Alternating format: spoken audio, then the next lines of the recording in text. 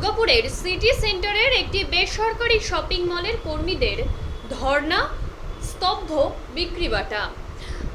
ভোটের আগে তৃণমূল মনোনীত প্রার্থী কীর্তি আজাদ আর তারই সমর্থনে একটি মিছিলে এক বেসরকারি শপিং মলের কর্মীরা ছিলেন। আর তারপরই তাদের নামে ট্রান্সফার্মার অর্ডার দেওয়া হয়। ম্যানেজমেন্টের কর্তৃপক্ষের তরফ থেকে বলা হয়েছে যে এর পরবর্তীতে বেশ কয়েকদিন আগে আবারও দুজনকে অন্যত্র ট্রান্সফার করে দেওয়ার লেটার আসলে নড়ে চড়ে বসে উক্ত কর্মীরা। বিষয়টি ঊর্ধ্বতন কর্তৃপক্ষ অর্থাৎ তৃণমূল নেতৃত্বকে বিষয়টা জানানো হয়। শনিবার দুপুর 2টার সময় শপিং মলের মূল দরজার সামনে ধর্নায় বসে পড়ে কর্মীরা। তাদের দাবি তাদেরকে অন্যত্র সরানো যাবে না। 2011 সাল থেকে তারা এই শপিং মলেই কাজ করে চলেছেন। এই মুহূর্তে তাদেরকে সরিয়ে দিলে তারা সমস্যায় পড়বেন। তার মূলত 2022 সালে কোম্পানিটি অন্য একটি কোম্পানির অন্তর্ভুক্ত হয়। আর তারপর থেকেই প্রাক্তন কর্মীদের প্রতি বিভিন্ন রকম মানসিক অত্যাচার চলছে বলেও জানান তারা।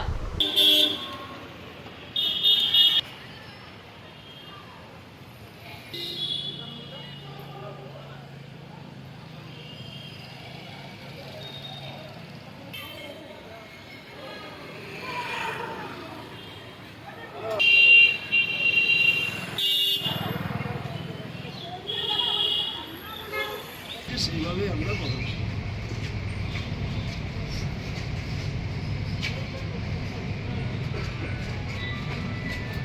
আরেকটা জিনিস বলার আছে,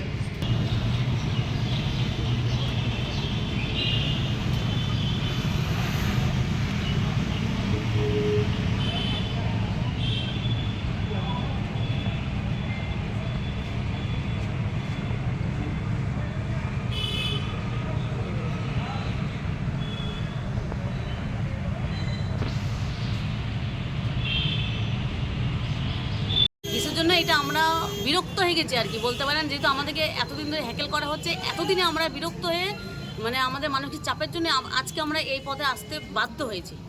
কারণ আমরা যবে থেকে বিগ বাজার থেকে স্মার্ট বাজার আমাদেরকে এখানে জয়েন করানো হয়েছে, শুরু থেকে আমাদেরকে যা যা বলা হয়েছিল সেগুলো আমরা কিছুই পাই না। অথচ আমাদেরকে যখনও কাজের 12 ঘন্টা 13 ঘন্টা যখন তখন মানে ওরা করতে চাইছে না, করাতে পারছে না বলে আমাদের এরকম বিরক্ত করা হচ্ছে। তারপরে এখন বোঝা যাচ্ছে কি যখন আমরা কিছু কিছু জনে মানে এখানে সবাই আমরা এখানে ইউনিয়ন করি, আমরা ইউনিয়ন করি বলে আমাদেরকে বিরক্ত করা হচ্ছে। কোন ইউনিয়ন? INTTUC ইউনিয়ন করি আমরা। তো সেই কারণে আমাদেরকে আমরা যেহেতু আমরা ইয়ের মিটিংটাতে গেছিলাম বলে আমাদের কীর্তি আজাদ যার মিটিংয়ে গেছিলাম তবে থেকে আমাদের বেশি আরও প্রভাবটা পড়েছে যে আমাদের ট্রান্সফারে প্রথমে আমাদের AGS-এ ট্রান্সফার হয়, তারপর আমাদের 3 জনের আরও ট্রান্সফার আসে পরশু দিন। কি চাইছেন এখন আপনারা? যে এই অযথা আমাদেরকে বিরক্ত করা, যে আমাদেরকে উদ্মায় আমাদেরকে না ইনফরমেশন দিয়ে বা আমাদের একটা এত বড় কোম্পানি তার তো একটা রুলস যখন রেগুলেশন আছে, তাহলে আমাদেরকে তো একটা স্টাফকে জানানো উচিত কি যে তুমি এই জায়গাতে ট্রান্সফার হচ্ছে বা ওই কি আছে যে জিজ্ঞেস করা। আমরা তো স্বইচ্ছায় করতে পারি না। আচ্ছা, আপনারা যে এখানে বসছেন তাহলে কি স্মার্ট বাজারে যে যারা পরিষেবা বন্ধ হয়ে গেছে টোটাল? না, আমরা পরিষেবা কোনো বন্ধ করিনি। কালকেও কাস্টমারদের জন্য খোলা ছিল, আজও কাস্টমারদের খোলা আছে। এবার যা করবে ম্যানেজমেন্ট করতে পারে, আমরা করছি। কোথাও কি মনে হচ্ছে আপনাদের উপর একটা হস্তক্ষেপ করছে এই ধরনের চাপ দিয়ে? করছে। আমাদের এটা করানো হচ্ছে, এরকম করে আমাদের বিরক্ত করে এই পজিশনে তারাই আনতে বাধ্য করেছে। এবং আমাদের আরও যে স্টাফদের আছে এখনো পর্যন্ত পেমেন্ট, কিছু স্টাফ আছে পেমেন্ট আটকানো হয়েছে, ঠিক আছে, নতুন কিছু স্টাফ আছে পেমেন্ট আটকানো হয়েছে। অথচ আমাদেরকে মানে অযথা আমাদেরকে হুমকি দেওয়া হচ্ছে, কিছু এটা ওটা করার জন্য না করতে পারলে ছেড়ে দাও। এই বিষয়টা জানিয়েছেন আপনারা? হ্যাঁ, জানানো হয়। কোথায় কোথায় জানিয়েছেন?